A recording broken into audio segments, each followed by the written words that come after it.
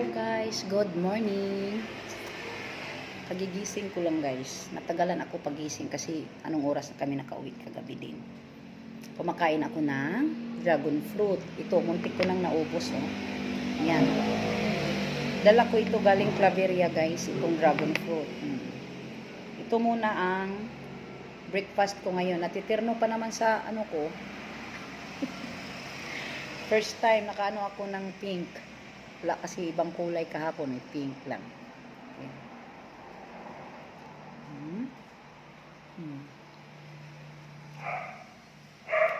Ito muna ang ano ko.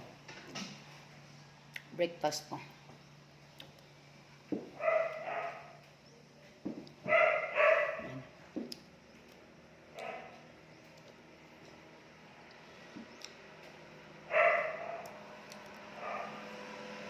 Natural lang ang sweet niya. Natural lang ang tamis.